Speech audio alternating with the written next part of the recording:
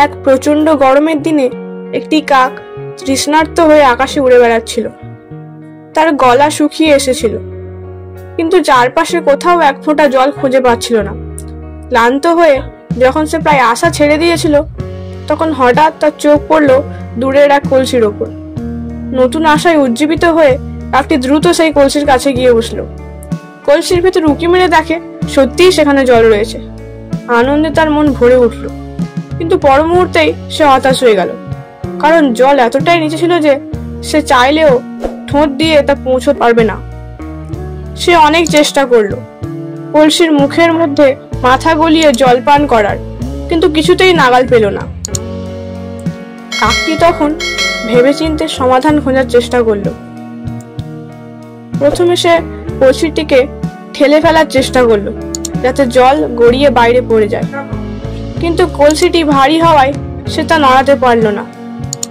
এরপর সে কলসিটি ভাঙার চেষ্টা করলো, কিন্তু তার ঠোঁট দিয়ে তা সম্ভব ছিল না।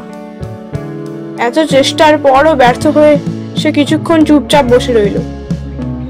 ঠিক তখনই তার চোখে পড়ল পাশেই পড়ে থাকা কিছু ছোট পাথরের দিকে। সঙ্গে সঙ্গে তার মাথায় আর এক বুদ্ধি খেলে গেল।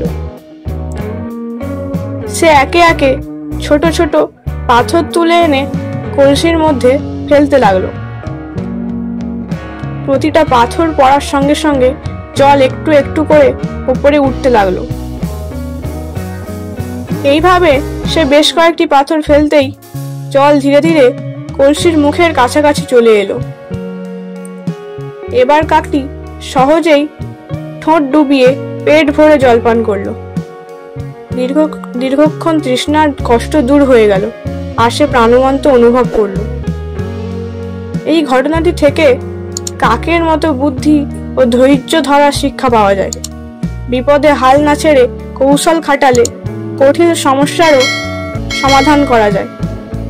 এই গল্পটি আমাদের শেখায় যে কেবল শক্তি দিয়ে সবকিছু জয় করা যায় না, কখনো কখনো বুদ্ধি খাটিয়েও সমস্যার সমাধান করা যায়।